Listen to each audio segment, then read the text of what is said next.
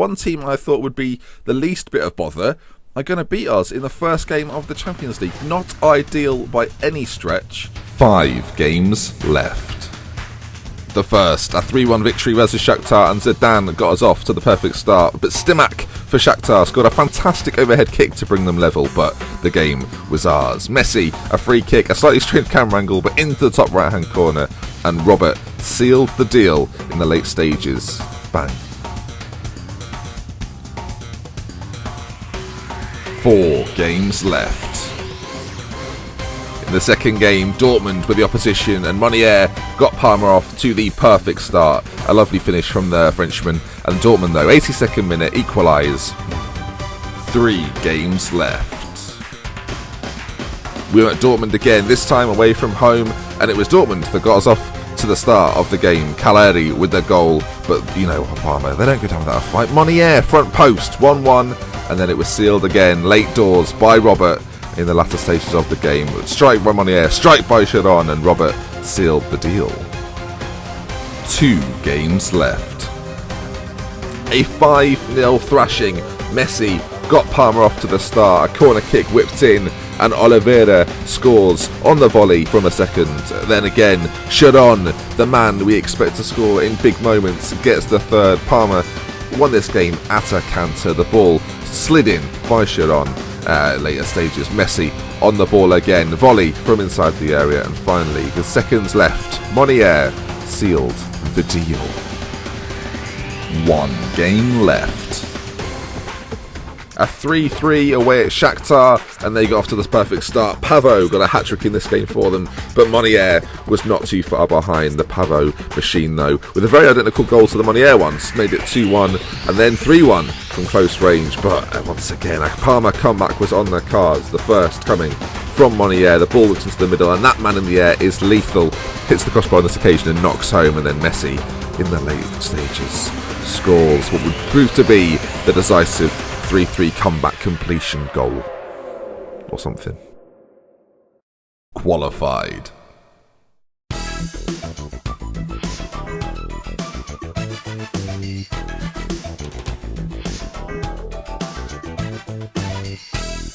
So then, yes, viewers, since we last met, we have progressed quite a way through the season. Welcome back to Parma Drama. It's been a little while since I've seen you, I feel like. But yes, we're back all week this week with some Parma Drama episodes for your eyes and your ears. So then, as you can see, top of the group. Dortmund finished second, Olympiacos finished third, and Shakhtar, without winning a game, finished last. They conceded 22 goals, a lot of goals. There were some big results in our group. Olympiacos beat them 7-0. We beat them 5-0. It didn't go well for them. Let's put it that way. It did not go well for them, but we did okay.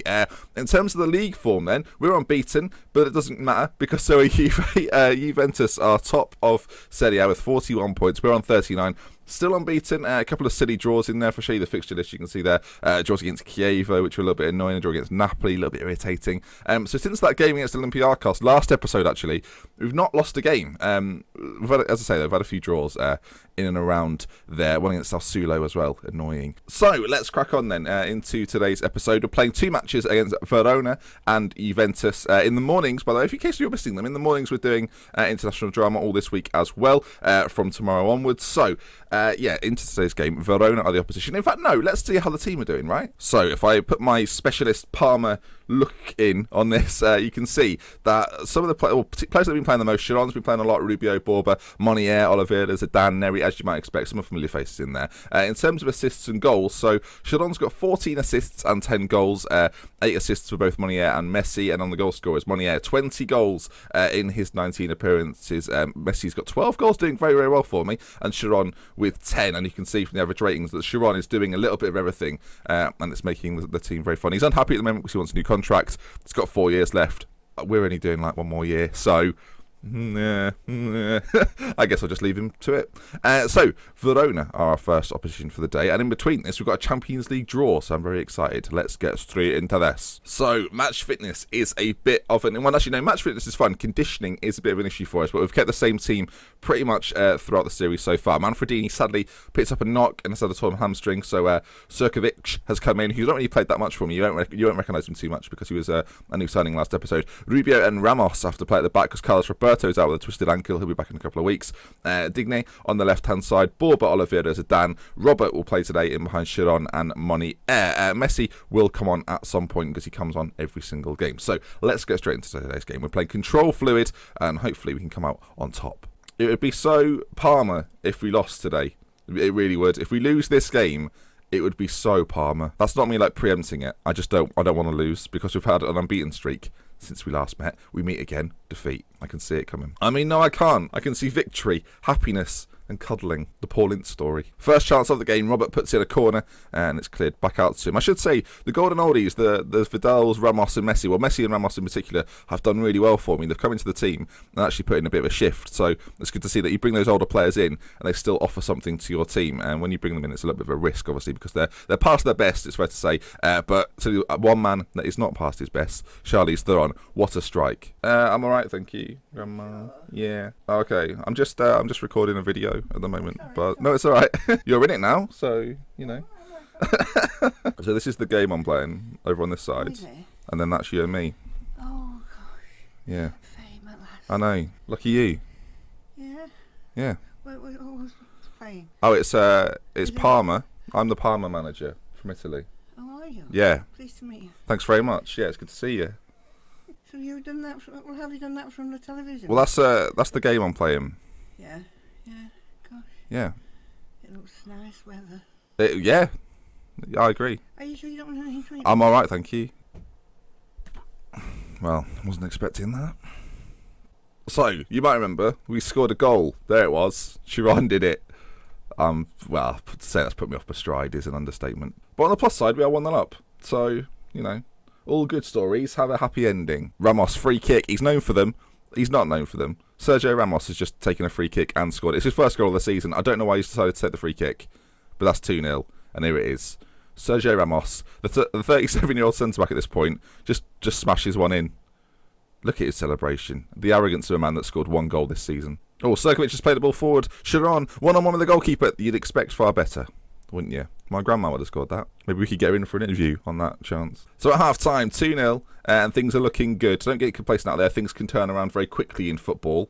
So there we have it. Let's carry on. Ramos, free kick. Why is this happening? He's put the ball in. Serkovic now. I say he scored a free kick, so I can't be complaining about it. Monier, back to Serkovic, out to Oliveira. Are we going to get a proper shot on goal, or are we just going to pass it around their box? Ramos, on the edge of the box. We know how deadly he is from this area. Never thought I'd say that. And Monier strikes home. He didn't look like he was in any position to score there, but it's 21st of the season. Verona haven't had a shot on target yet. 70% possession from Parma, and we are 3 goals to the good. And here's the goal then. Sergio Ramos dictating the play from the edge of the box. Lucas Digne kind of knocks it through, and Monier, left-footed strike through the hands of the goalkeeper, too hot to handle. Corner ball. Robert puts it in towards the head of Ramos. Ramos has been, Ramos has been the key in today's episode so far. They're coming away with it. Hogorta, where's he going to go? He's going nowhere. Zidane gets in the way. Zidane back to Borba now. Borba to Ramos, and we are working the ball magnificently, keeping possession like it's the only thing on our minds. Monier comes forward with the ball, strides forward with the ball, shot at goal, and the keeper finally makes a good save. Bless him. How condescending. Robert, free kick, knocks it in. Rubio heads it out to Oliveira, who has scored from that distance. Back out to Robert, though, with men in the middle. Out to Serkovic, into Chiron. Chiron at goal, and another good save. Since I've slagged off the goalkeeper, he started to up his performance levels. Well done. Oliveira. Digne. Ooh, another corner. Pressure is on. Never had a shot. Hang on. Ramos with the corner. He's a liability. Well, who's giving him this sort of opportunity? Oh dear. Right. Ramos is on the free kick. If a goal comes from it, then I feel silly. He sent it over, apparently. Messi's going to come on, as is Artur Vidal. A little bit of rotation within the ranks. Oliveira is also going to come off. Struggling for a little bit of fitness, although had a good performance. So, 3 changes, 25 minutes to go. Can we put some more goals in the back of the net? Messi, I'm looking at you, son. Domingo puts in a good tackle. There might be one more chance of this. Domingo with another outrageous tackle. I don't know if that was the highlight for this half, but or for this moment. But Domingo put in 2 fantastic challenges. And as the ball is played forward, Domingo is back on it. Men ahead of him. Messi to his side. Messi doesn't get tackled. There's no way. Back to Serkovic. Forward to Chiron. Will there be a late goal or a late red card? It looks like the latter. Filippini. Forget that. Red card. Lorenzo's off. I wonder if Ramos is taking this. I don't think he is. We're 3-0 up. and we've got like one man back. We're just not bothered. We just like, go on, score another. Oh yeah, it's a red. So we wait forever for this to end. Messi, ball in to the back stick, and predictably, we'll say, cleared. So then, as the game winds down, that looks to be a Parma victory. Parma 3, Verona 0. And I can't believe the game is still continuing. I guess there are 10 seconds left, and I've just failed to read how much added time there is. Domingo, last chance of the game, perhaps, as he's tackled on the edge of the area. Maybe a free kick. A Ramos thunderbolt to seal the deal. Here it comes. Sergio Ramos steps up. Surely not. Oh, we didn't even get to take it. Oh my God, he ran up. As he was running up, the referee blew it. That's outrageous. Anyway, first game of the day then. 3-0 win. A good start to the episode. It's good to be back. Right then, folks, welcome back. It is the first round knockout stage of the Champions League, and it's the draw for that moment now. You can see the top-seeded teams, Atletico, Barca, Porto, Parma, Madrid, PSG, Juventus, Bayern, so some big hitters that we will miss in that first stage. And in the other pot, Chelsea, which we don't want, Dynamo, Manchester United, Schalke, Benfica, Roma, and CSK Moscow. We can't get Dortmund because they're in our group, but all the other teams, I'm pretty sure, are available, even Roma, who are Italian. So let's see who we get. Okay, Roma will play PSG. CSK Moscow will play FC Bayern. Okay, it's getting interesting already. Manchester United, a game I wouldn't mind too much, will play Parma. Interesting. It's as if my new series is going to face my current series. Intriguing. Dynamo, FC Porto, Dortmund will play Juventus, but what a clash that is. Chelsea will play Real Madrid in a huge match. Schalke will play Barca, and Benfica will play Atletico. So there's the draw. We'll be bringing you that this week in an upcoming episode. But yeah, Manchester United, 21st of February, so in a couple of episodes' time. Exciting. So then, the final game of the day, and it's a big, and it's away at Juventus, and this is the team we're going to play. Neri in goal, Srkovic, Rubio, Ramos, Demarco, Borba, Oliveira, Zidane, Messi in behind Sharon and Monier. Front three capable of beating any side, it's fair to say. Control fluid. Team instructions are as such. If you're interested, screenshot it now, and we'll submit the team. Juventus are a team that have caused us many problems in the past, but a win today and we go top of the table, both unbeaten. It all comes down to today's match. Okay then, into the games we go. Juve are playing a 4-1-2 two wide up striker formation, and hopefully it's a formation that we do quite well against. In history suggests we may well just do that. Into the first minute, and we have a highlight from the off. I'm not sure whose favour it's going to be in. Messi, this is one of the first times I think Messi's played against Juve for Parma. In fact, this may be the first time he's played for Parma against Juve, unless he did it. No. I don't know. Okay, the highlight continues, and that's that. We waited a minute and a half for that. Okay, can we spring a breakaway? Oh my good grief. What an error that was. I think it was Oliveira who played the ball to him. Goodness grief. And then he makes a good tackle and puts it out for a corner. Redeemed. Zidane now. Forward to Sharon. Sharon into the box. Messi, close range. Oh, it's the first real chance of the game, you know. It came out of absolutely nothing.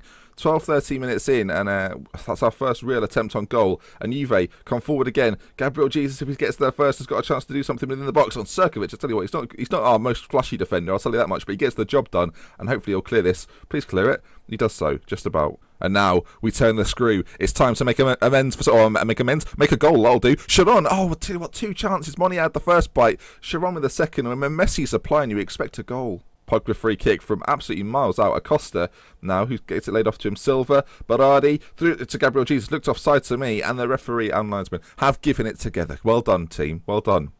Their team, I'm talking about. Where are we going with this? Pogba. Oh dear, I don't like when Juve have a sustained spell of possession. I'm not a fan, and there it is, the goal that I was expecting almost. Gabriel Jesus, 20 minutes in, 19th goal of the season, puts Juve on top. We're going attacking. We're away from home. We're going to go for it. It's a well-worked move, and it's a move that we really didn't do. We didn't do enough about because they scored. Juve deal with it very well at the back, it's fair to say. We miss Manfredini in games like this. He gets forward really well. Srkovic not quite the same. Sharon, ball through by Ramos. Sharon's through on goal. Sharon can't miss. There it is then, 1-1. Sergio Ramos with the assist. It's really been his episode, hasn't it?